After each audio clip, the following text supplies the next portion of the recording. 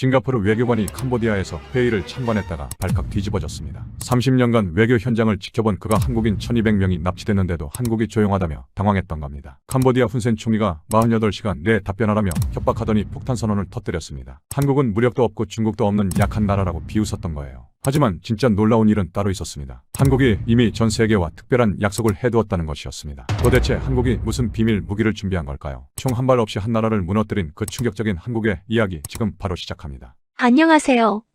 저는 싱가포르 외교부에서 30년간 근무하고 있는 데이비드 채입니다. 동남아시아 외교 현장에서 벌어지는 모든 일들을 지켜봐왔지만 지난해 일어난 캄보디아 사태만큼 충격적인 건 처음이었어요. 그 사건을 통해 저는 한국이라는 나라를 완전히 새롭게 보게 됐습니다. 이야기는 작년 10월 푸놈펜 정부 청사 앞에서 시작됐어요. 저는 아세안 특별위원회 참관단으로 그곳에 있었습니다. 훈센 총리가 갑작스럽게 기자회견을 소집했는데 그 내용이 정말 충격적이었어요. 그는 단상에 올라서서 냉혹한 표정으로 이렇게 말했습니다. 한국인 1000명은 자발적 범죄자라고 우리 캄보디아 땅에서 불법 사업을 벌이다가 적발됐으니 당연한 처벌을 받는 거라고 말이에요. 그 순간 기자회견장의 공기가 얼어붙었습니다. 하지만 저는 그의 말이 거짓이라는 걸 알고 있었어요. 며칠 전 유엔 인권조사단에서 발표한 보고서에 따르면 실제로는 1200명의 한국인이 납치된 상태였거든요. 그들은 강제로 끌려와서 전화 사기 등 범죄 조직의 일을 하도록 강요받고 있었습니다. 더 놀라운 건 훈센 일가가 이런 범죄 조직으로부터 연간 5억 달러의 수익을 올리고 있다는 사실이었어요. 증거 자료까지 확보된 상태였는데도 그는 뻔뻔하게 거짓말을 하고 있었던 겁니다. 훈센은 기자회견에서 한국 정부에 48시간 내 답변하라는 최후 통첩까지 보냈어요.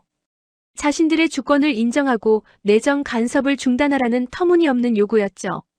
그리고 만약 한국이 계속 압박한다면 모든 한국인을 추방하겠다고 위협했습니다. 저는 그때 정말 당황했어요. 20년 외교 생활 중 이렇게 위험한 도박은 처음 봤거든요. 훈센이 왜 갑자기 한국에 이런 도발을 하는지 이해할 수 없었습니다.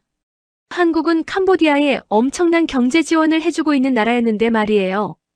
회견이 끝나고 나서 다른 외교관들과 이야기를 나눠봤는데 모두들 비슷한 반응이었어요.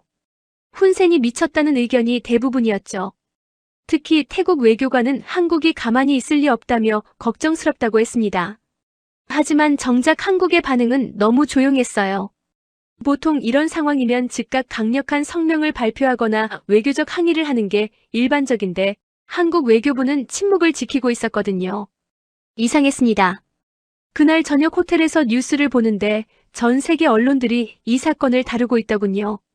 대부분 한국이 어떻게 대응할지에 초점을 맞췄는데 의외로 한국의 무반응에 대해 의문을 표하는 목소리가 많았어요. CNN에서는 한국이 중국의 눈치를 보고 있는 것 아니냐는 분석까지 나왔습니다. 캄보디아가 중국의 강력한 후원을 받고 있으니까 한국이 함부로 나서기 어렵다는 논리였죠. 그런데 저는 뭔가 이상하다는 생각이 들었어요. 제가 아는 한국은 절대 이런 나라가 아니었거든요. 국민의 생명이 위험에 처하면 어떤 희생을 치르더라도 구출하려고 했던 나라였어요. IMF 외환위기 때도 아프가니스탄에서 인질 사건이 벌어졌을 때도 결코 포기하지 않았던 나라 말이에요. 그래서 저는 직감했습니다. 한국의 침묵은 굴복이 아니라 뭔가 다른 이유가 있을 거라고 말이에요. 하지만 그때까지는 한국이 어떤 카드를 준비하고 있는지 상상도 못했습니다. 다음 날 아침까지도 한국은 여전히 조용했어요. 언론에서는 점점 더 한국의 무기력함을 지적하는 목소리가 커졌습니다. 하지만 저는 이상하게 불안한 마음이 들었어요. 마치 폭풍 전의 고요 같은 느낌이었거든요. 그리고 그 예감은 곧 현실이 됐습니다. 훈센의 기자회견 이후 이틀째가 되자 상황은 더욱 이상해졌습니다. 전 세계 언론들이 한국의 무대응을 본격적으로 비판하기 시작한 거예요. 특히 서구 언론들은 한국이 중국의 압력에 굴복했다는 분석을 내놓고 있었습니다. BBC에서는 한국의 외교적 한계라는 제목으로 특집 기사를 냈고 르몽드는 아시아에서 중국의 영향력 확산을 보여주는 사례라며 분석했어요. 심지어 일본 언론들도 한국의 무력감을 조롱하는 듯한 논조로 보도하고 있었습니다. 반면 훈센 진영은 완전히 축제 분위기였어요. 그들은 한국이 겁먹었다며 공공연히 비웃고 있었습니다. 훈센의 측근들은 언론 인터뷰에서 한국은 말만 큰 약한 나라라고 조롱했고 이제 캄보디아가 동남아시아의 진짜 강자라고 자랑하기까지 했어요. 하지만 저는 계속 이상한 낌새를 감지하고 있었습니다. 한국 외교관들의 움직임이 평상시와 달랐거든요. 겉으로는 조용해 보였지만 뭔가 분주하게 움직이고 있는 것 같았어요. 특히 주목했던 건 서울의 청와대 상황이었습니다. 평소와 달리 밤늦게까지 불이 켜져 있었고 각 부처 장관들이 연일 청와대를 드나들고 있다는 첩보가 들어왔어요. 이건 분명 뭔가 중요한 회의가 진행되고 있다는 신호였습니다. 그러던 중 결정적인 정보를 하나 입수했습니다.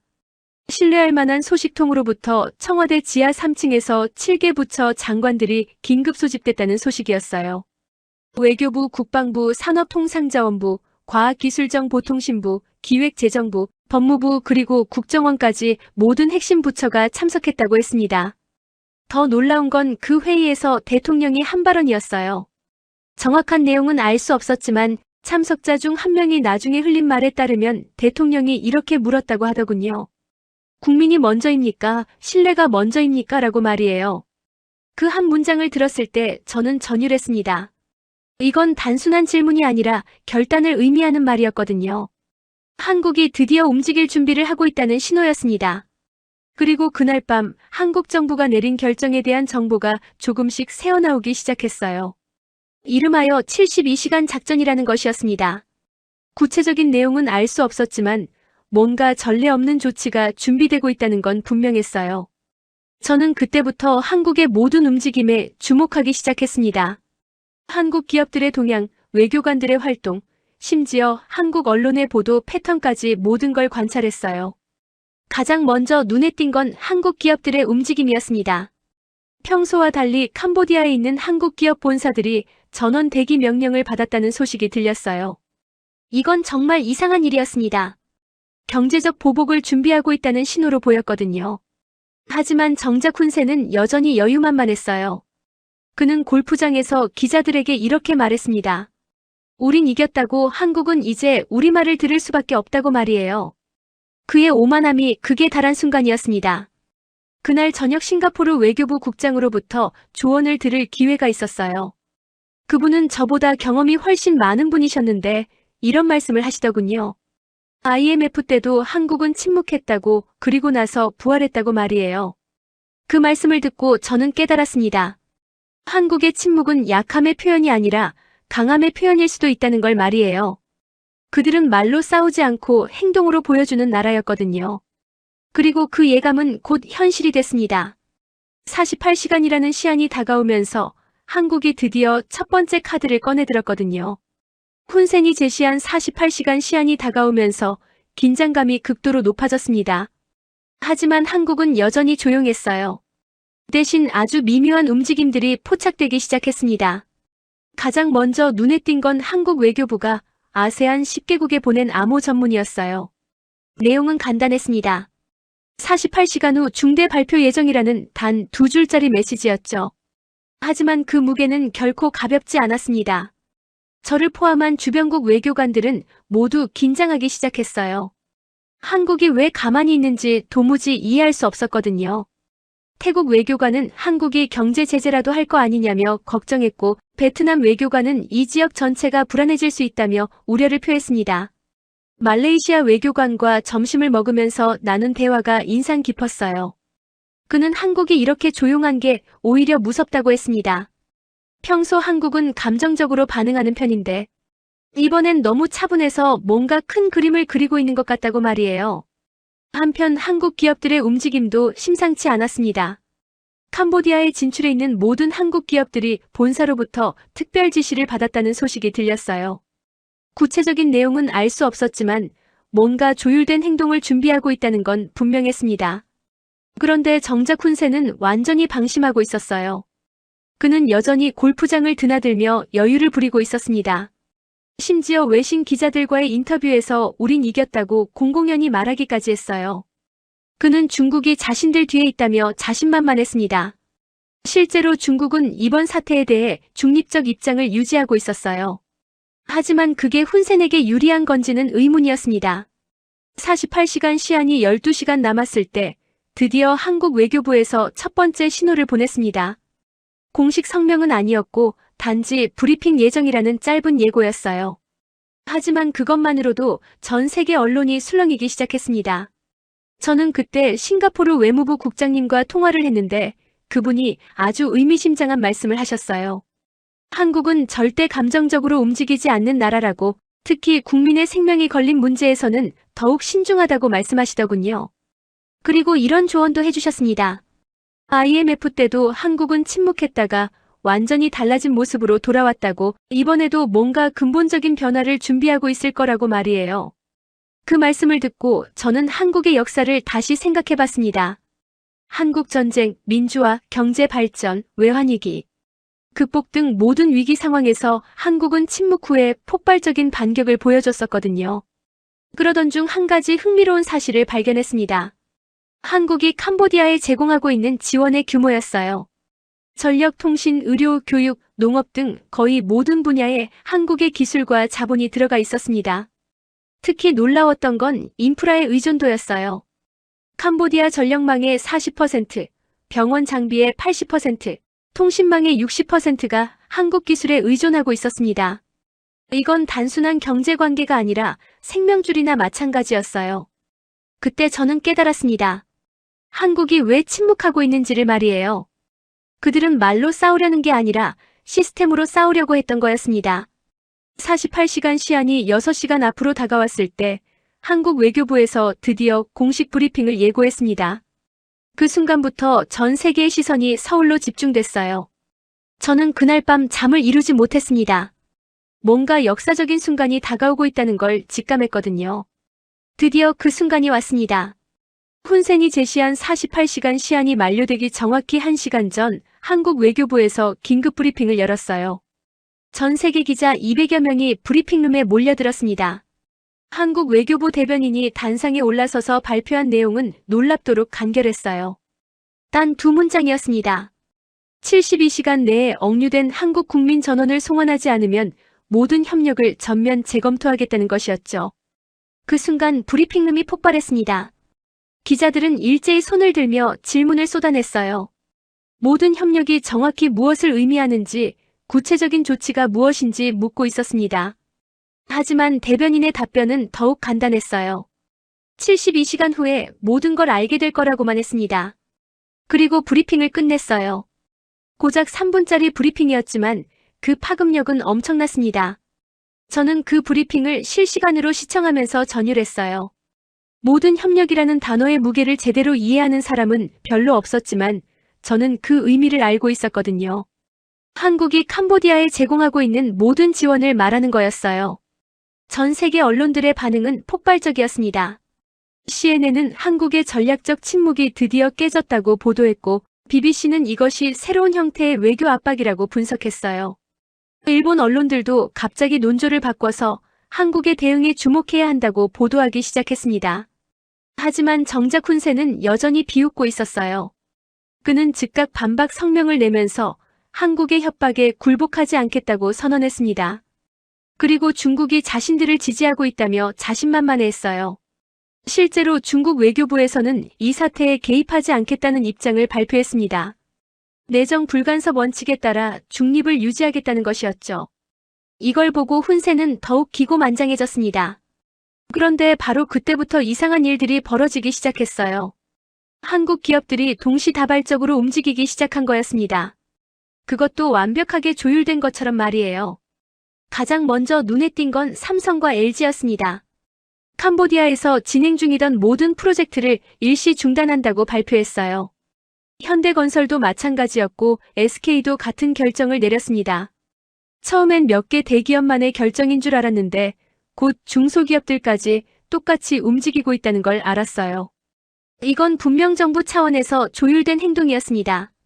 더 놀라운 건 한국 정부 산하기관들의 움직임이었어요. 한국국제협력단, 한국수출입은행, 한국무역보험공사 등 모든 기관이 캄보디아 관련 사업을 일시 중단한다고 발표했습니다. 그 순간 저는 깨달았습니다.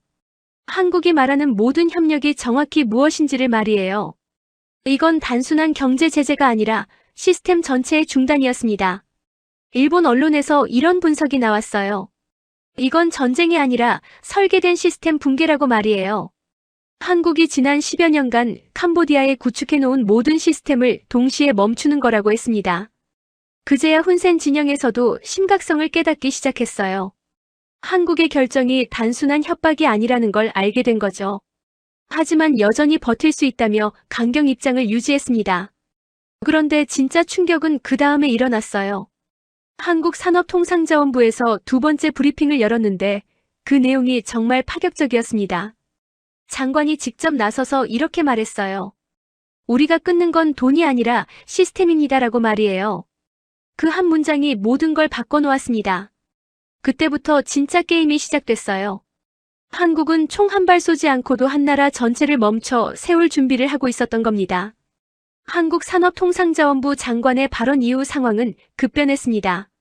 우리가 끊는 건 돈이 아니라 시스템입니다라는 그 한 문장이 얼마나 무서운 의미인지 곧 드러나기 시작했어요.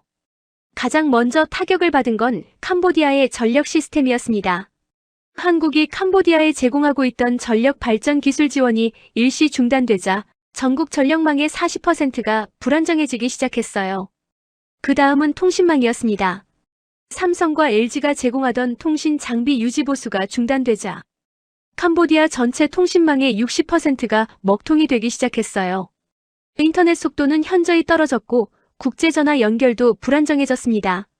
하지만 가장 충격적이었던 건 의료 시스템의 마비였어요.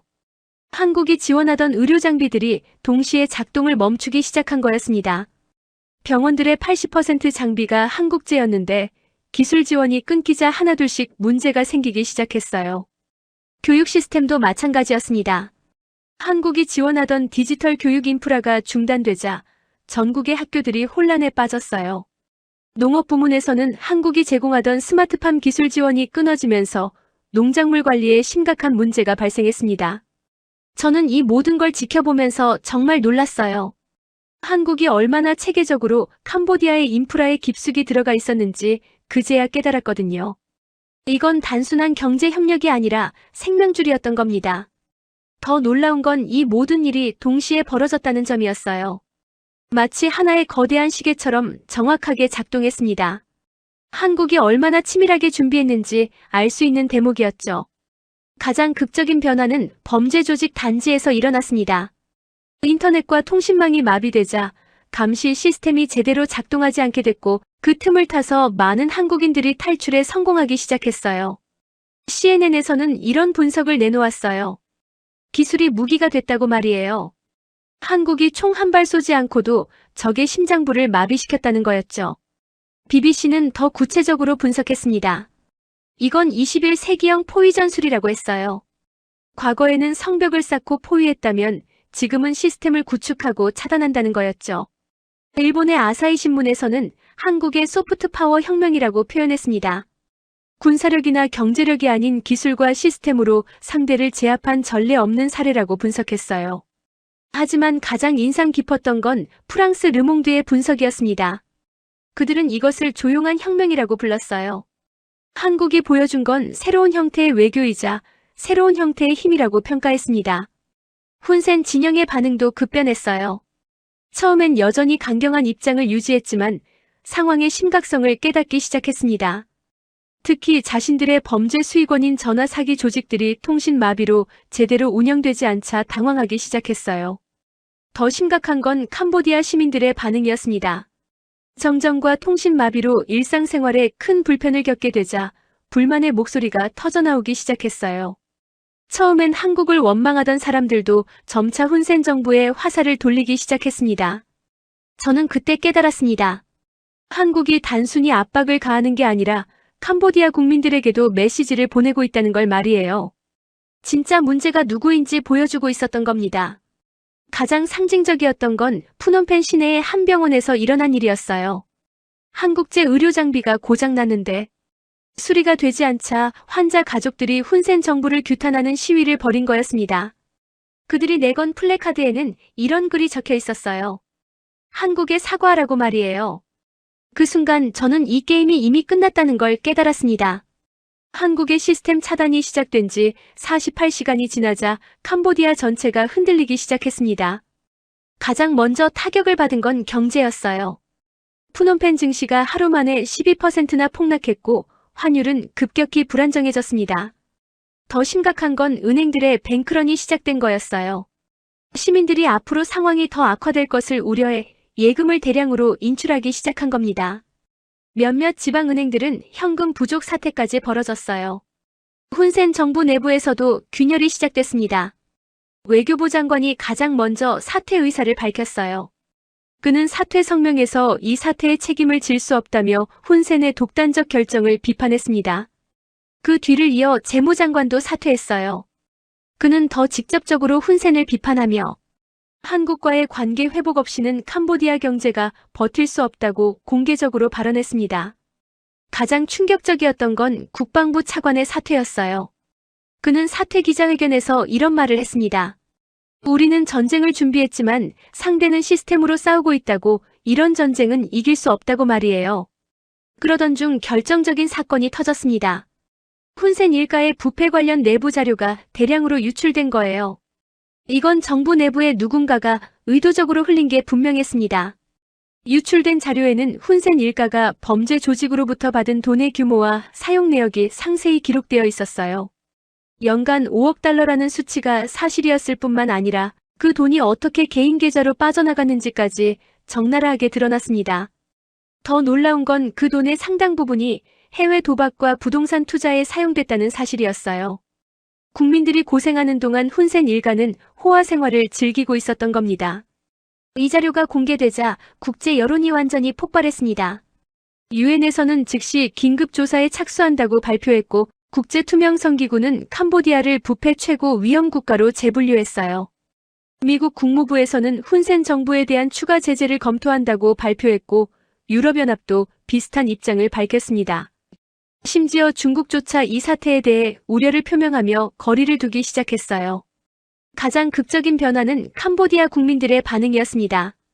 처음엔 한국을 원망하던 사람들이 이제는 완전히 화살을 돌렸어요. 푸놈펜 시내 곳곳에서 훈센 퇴진을 요구하는 시위가 벌어지기 시작했습니다. 특히 인상 깊었던 건 시위대가 내건 플래카드였어요. 한국에 사과하라, 훈센은 물러가라는 구호와 함께 태극기를 흔드는 모습도 보였습니다. 이건 정말 상상도 못했던 장면이었어요.